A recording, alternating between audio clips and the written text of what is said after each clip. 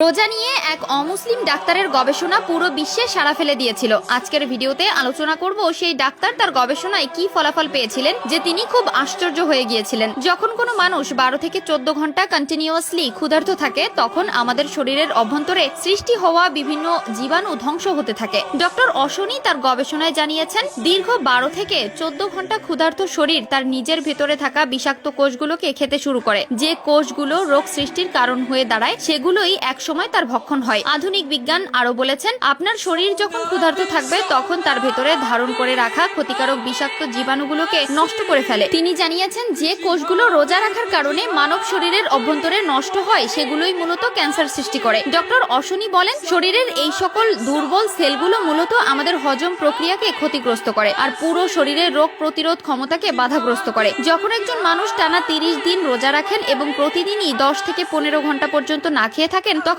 শরীরের অভ্যন্তরে জন্ম নেওয়া এই কোষগুলো আস্তে আস্তে ধ্বংস হতে থাকে। সাংবাদিকরা তাকে একবার জিজ্ঞেস করেছিল কতদিন পর্যন্ত ক্ষুধার্ত থাকা প্রয়োজন পুরো শরীরের সবগুলো বিষাক্ত কোষকে ধ্বংস করার জন্য। তখন তিনি উত্তরে বললেন যদি আপনারা বছরে কমপক্ষে 25 থেকে 30 দিন কন্টিনিউ ক্ষুধার্ত থাকেন তাহলে আপনার শরীরের অভ্যন্তরে ক্যান্সার সৃষ্টিকারী বিষাক্ত কোষগুলি কোনোভাবেই সৃষ্টি হতে পারবে না। তিনি বললেন একটি রোজা সাধারণত 12 থেকে 14 ঘন্টার হয়ে থাকে যা এই বিষাক্ত কোষগুলো ধ্বংস করার জন্য একদম পারফেক্ট। কেননা রোজার মধ্যে কোনো কিছু পানও করে না আবার কোনো কিছু খায়ও না। আর আমাদের শরীর এই প্রসেসটি কমপ্লিট করতে 1 মাস সময় নিয়ে থাকে যা আল্লাহর 1 মাস রোজার মাধ্যমে প্রমাণ দিয়েছেন। রোজা প্র্যাকটিস করা মানুষদের ক্যান্সার হওয়ার সম্ভাবনা 0.1%, কিন্তু বেরোজগারীদের ক্যান্সার হওয়ার সংখ্যা দিন দিন বেড়েই চলেছে। রোজা রাখার ফলে 30 দিনে আমাদের শরীর পুরোপুরি ভাবে বিষমুক্ত হয়ে যায়। বিষয়টি এমন যে রোজা রাখার ফলে সারা বছরে একবার আমাদের শরীর সম্পূর্ণরূপে মুক্ত এবং পরিষ্কার হয়ে যায়। আজ থেকে 1400 বছর আগে আল্লাহ রব্বুল আলামিন প্রত্যেকটি মুমিনের উপর 30 দিন রোজা রাখা ফরজ করে দিয়েছেন। আল্লাহ বলেছেন তোমরা যদি রোজা নিয়ে গবেষণা করো দেখতে পারবে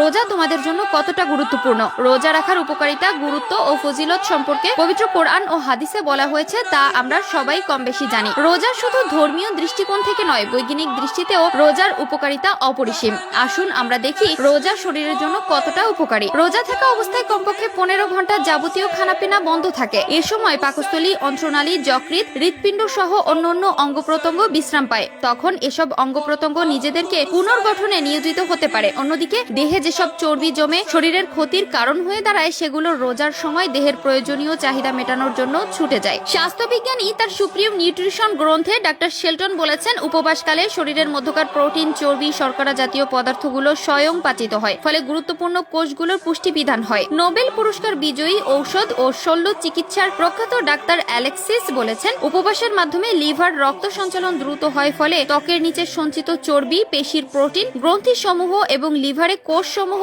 আন্দোলিত হয়।